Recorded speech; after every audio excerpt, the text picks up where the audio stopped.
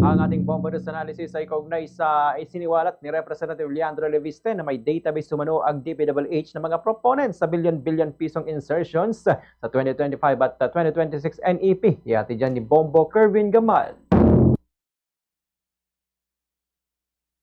Isiniwalat ni Representative Leandro Leviste na may database umano ang DPWH ng mga proponent sa bilyo-bilyong insertions sa 2025 at 2026 NEP. At kung totoo ito, hindi sapat ang pananahimik ng ahensya. Kung seryoso ang DPWH sa transparency, dapat nitong ilabas ang naturang listahan at linawin kung sino ang nasa likod ng halos 722 billion pesos para sa 2025 at halos 497 billion pesos naman sa 2026. Lumitaw na maaring hindi galing sa DPWH planners ang ilang proyekto kundi inirekomenda ng mga politiko at maging ilang mga opisyales ng gabinete.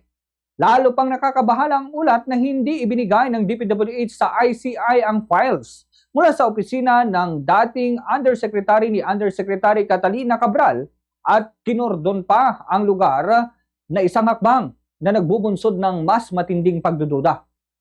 Dagdag pa rito, hindi pa rin inilalabas ang listahan ng Leadership Fund project, mga pondong mahirap matuntun kung saan napupunta.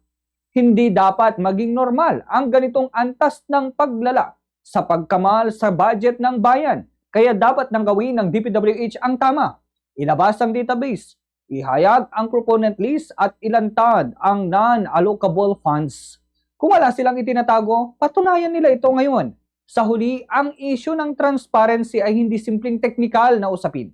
Ito ay usapin ng tiwala. At habang tumatagal ang pag-aatubili ng DPWH na maglabas ng datos, lalo lamang nasisira ang tiwalang iyon.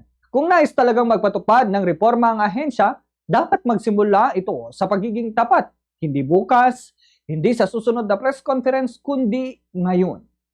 Yan ang ating Bombo News Analysis. Ako si Bombo Kervin Gamad, Basta Radyo. Bombo!